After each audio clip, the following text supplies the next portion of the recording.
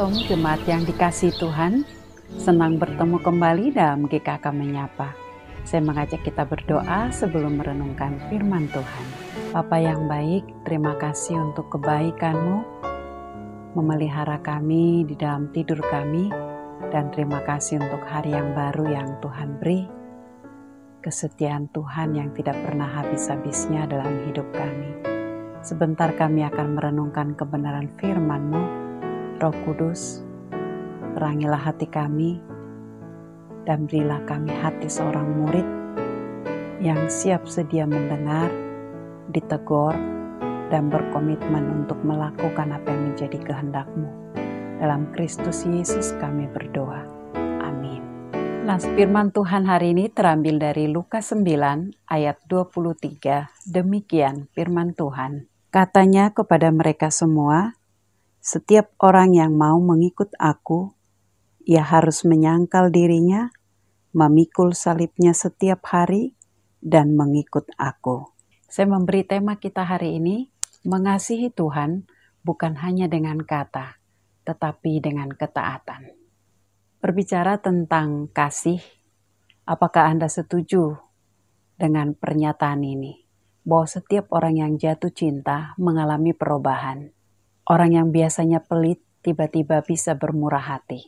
Orang yang cuek bisa menjadi perhatian.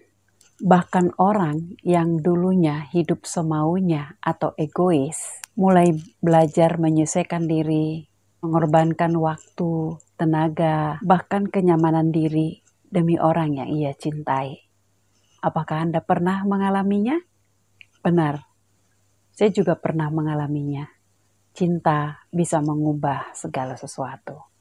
Begitu juga seharusnya kasih kita kepada Tuhan. Jika kita sungguh-sungguh mengasihi Tuhan, kasih itu tidak hanya terucap lewat kata-kata, lewat pujian yang kita nyanyikan, doa atau pengakuan iman.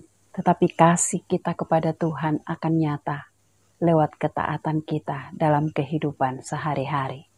Sama seperti tema kita hari ini, mengasihi Tuhan bukan hanya lewat perkataan, tetapi dengan ketaatan.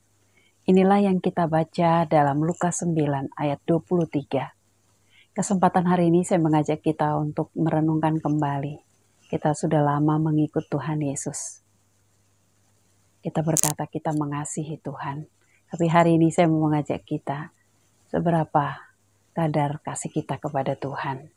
Dari 3 hal yang Tuhan nyatakan kepada kita, syarat sebagai pengikut Tuhan Yesus akan terefleksi lewat kehidupan sehari-hari. Yang pertama, menyangkal diri. Tuhan Yesus meminta kita untuk menyangkal diri. Artinya melepaskan ego kita, keinginan daging kita, ambisi pribadi kita, menjadi apa yang menjadi kehendak Tuhan. Mengajak kita dengan menyangkal diri ini dengan 3 pertanyaan ini. Yang pertama, apakah saya masih lebih sering menuruti keinginan pribadi daripada kehendak Tuhan? 2, dalam hal apa saja saya sulit menyerahkan kendali hidup saya kepada Tuhan? Yang ketiga, adakah ambisi, kenyamanan, atau kebiasaan dosa yang masih Anda pertahankan? Yang kedua, bukti kita mengasihi Tuhan, kita berjuang memikul salib. Memikul salib berarti hidup dalam ketaatan, meski harus menderita. Setiap hari, setiap detik adalah kesempatan yang Tuhan beri.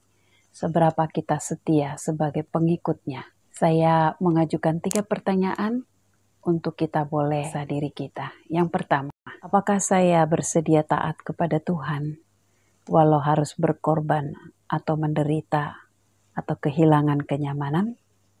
Yang kedua, dalam hal apa saja saya menghindari tanggung jawab iman saya? Ketiga, apakah Anda tetap setia kepada Tuhan di tengah ada tantangan, penolakan, atau tekanan?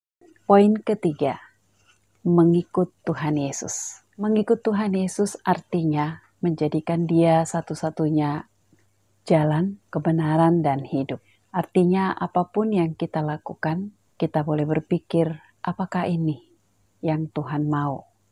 Apapun perkataan saya mengikut standar Tuhan, bukan standar pribadi atau standar dunia. Kita boleh merenung kembali dengan pertanyaan ini. Apakah Anda sungguh mengikuti Yesus dalam hidup sehari-hari? Yang kedua, apakah keputusan, perkataan, atau tindakan Anda sudah mencerminkan sebagai murid Kristus? Yang ketiga, apakah Yesus menjadi pusat hidup Anda atau hanya sebagian dari hidup Anda? Bapak Ibu, tema ini sudah kita hafal, tapi seberapa kita mentaatinya menjadi sebuah ukuran, seberapa kita mengasihinya, memeriksa kasih kita kepada Tuhan.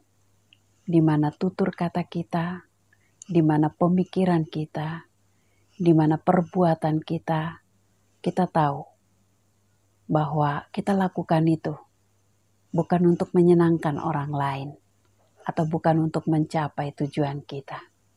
Tapi segala sesuatu yang kita lakukan, kita sadar betul itu adalah buah, itu adalah kasih kita kepada Tuhan Yesus. Kasih Tuhan yang kita pahami itu akan menguatkan kita menjalani kehidupan di tengah-tengah pergumulan. Tetapi kasih Tuhan itu juga akan menolong kita untuk mengasihi orang lain, untuk menghargai orang lain, sebagaimana Tuhan menghargai dan mengasihi mereka. Mari kita berdoa. Tuhan Yesus, di hadapan-Mu tidak ada yang bisa kami tutupi. Tuhan, ini hati kami, ampuni kami jika kami membuat hati Tuhan sedih. Ampuni kami, mudah bagi kami berkata kami mengasihi-Mu Tuhan, tapi perkataan kami, perbuatan kami tidak mencerminkannya. Ampuni kami Tuhan, anugerahi kami belas kasihan-Mu itu, sehingga belas kasihan-Mu itu yang memenuhi hidup kami, untuk lebih lagi mengasihi Tuhan, sehingga di dalam setiap yang kami perkatakan, di dalam setiap yang kami rencanakan, di dalam setiap yang kami lakukan, kami tahu kami berhadapan dengan Tuhan, sehingga makin tambahlah kasih kami, penghargaan kami kepada orang di sekitar kami. Terpujilah Engkau Tuhan Yesus, di dalam nama-Mu kami berdoa. Amin. Salib di muka, dunia di belakang. Salib di muka, dunia di belakang. Salib di muka, dunia di belakang. Ku tak ingkar, ku tak ingkar.